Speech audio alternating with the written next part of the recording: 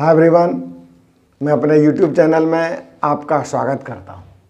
आज मैं आ रहा हूं जो कि सभी कॉम्पिटिटिव एग्ज़ाम के लिए बहुत ज़रूरी है, चाहे वो हिंदी हो, संस्कृत हो, किसी भी लैंग्वेज में हो।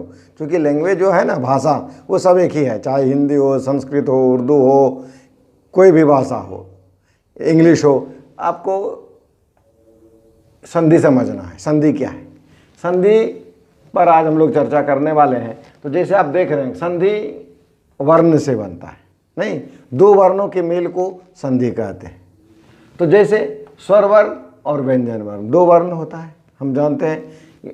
वर्ण के बारे में विशेष जानकारी आपको लेनी हो तो मेरे पीछे वाले वीडियो पर चले जाएं। हाँ, लेकिन सब्सक्राइब करना ना भूलें। क्यों कि यदि आप सब वहाँ सब्सक्राइब कर देंगे तो मेरी जितनी भी वीडियो है उस पूरे बॉक्स में आप जा करके जौन सा वीडियो आपको खोजना है उसको आप क्लिक करेंगे, आप वो वीडियो देख सकते हैं। इसलिए सब्सक्राइब कर लें, बहुत अच्छा रहेगा। लाइक भी कर लें और अपने दोस्तों को शेयर भी कर दें ताकि उस बच्चे को भी, उस आपके दोस्त को भी फायदा हो जाए, फ्रेंड सबको। तो चलें, संधि स्वर वर्ण और व्यंजन वर्ण, दो वर्ण होते हैं। तो संधि होता कैसे है? तो संधि दो वर्ण का मेल है, चाहे वो वर्ण स्वर का वर्ण हो, व्यंजन का मेल हो, या विसर्ग या स्वर विसर्ग का मेल हो, तो संधि है। अब देखिए, जैसे अ और ई क्या है, यहाँ अ और ई क्या कहलाया? संधि कहलाया। ठीक है। अब देखिए संधि के कितने भेद हैं, तो हम लोग चलते हैं। यहाँ देखिए, संधि के तीन भेद हैं, स्वर संधि, व्यंजन संधि और विसर्ग संधि। संधि के तीन भेद कहलाते हैं, स्वर संधि, व्यंजन संधि, विसर्ग संधि। स्वर संधि किसे कहते हैं, यही जानना चाहेंगे? कोई परिभाषा नहीं। स्वर वर्ण के साथ स्वर वर्ण का मेल हो तो स्वर संधि। स्वर प्लस स्वर इक्वल टू स्वर। ठीक है। जैसे अ और ई, ये क्या है? ये दोनों स्वर वर्ण, आप जानते हैं स्वर वर्ण है। तो स्वर वर्ण के साथ, यहाँ वर्ण इसको समझें, यहाँ इसमें भी वर्ण समझें, इसमें भी वर्ण समझें, इसमें भी। तो स्वर वर्ण के साथ स्वर वर्ण के मेल को स्वर संधि कह दिए। फिर व्यंजन संधि क्या हुआ? व्यंजन वर्ण के साथ स्वर अथवा व्यंजन वर्ण के मेल को व्यंजन संधि कहेंगे। और विसर्ग संधि किसे कहेंगे? तो विसर्ग के साथ स्वर या व्यंजन के मेल को विसर्ग संधि कहते हैं। ठीक है, ये तो हो गया। अब हम लोग चलते हैं कि स्वर संधि समझ लिए, संधि समझ ली। अब इसके थोड़ा सा अंदर चलते हैं। संधि के कितने भेद हैं? तो दीर्घ, गुण, वृद्धि, यण और आयादि, ये पांच भेद हुए। किसके? ये पांच भेद हैं।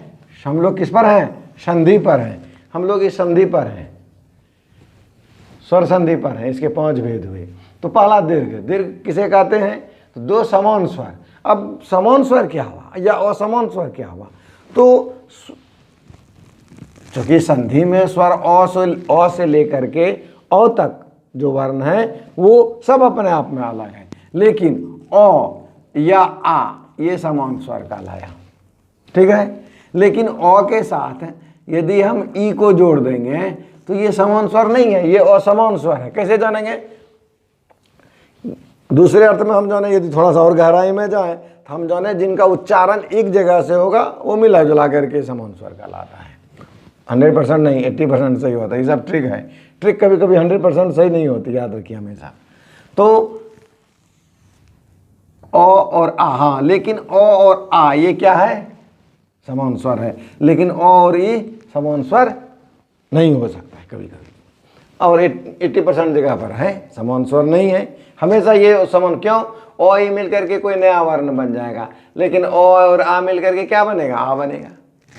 तो दो समान स्वर हो गया, आ, ई, उ, कुछ है समान स्वर। तो जब भी समान स्वर मिलेगा तभी दीर्घ बनेगा। और ई मिलकर के दीर्घ नहीं बन सकता है, लेकिन और आ मिलकर के दीर्घ। जैसे अब देखिए कौन कौन सा है? आ, ई, उ और री, ये क्या है?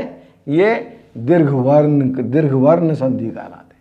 संधि में जिसका रिजल्ट आ हो, ई हो, उ हो और री हो, इसको एक बार और घुमा सकते हैं, दीर्घ री, तो वो क्या कहलाता है? वो दीर्घ कहलाता है। गुण कौन कौन सा वर्ण हुआ? तो ए, ओ, अर, ये गुण हो गया। वृद्धि क्या हुआ? ए और ओ, वृद्धि हो गया। यन, यो व रोलो, यन होता है। ठीक है। और अयादि आय आय अव आव, ये अयादि कहलाता है। अब कहेंगे कि इसको हम कैसे जाने, इसी को मैंने याद रखना। ये यदि आप याद रखते हैं तो क्या होगा, आपका 100% आप संधि समझेंगे। ये मूल शब्द है, इस मूल चीज को आपको याद रखनी है ताकि आप इसे समझ सकें। ठीक है, तो आज इतना ही, शेष हम लोग दूसरे वीडियो में मिलेंगे। सब्सक्राइब, लाइक और शेयर जरूर करें। यदि आप सब्सक्राइब स्वयं कर लिए फिर से न करें, लेकिन शेयर तब कर दीजिए ताकि आपका दोस्त आपकी इस चीज़ों को देख करके समझ करके जान सके।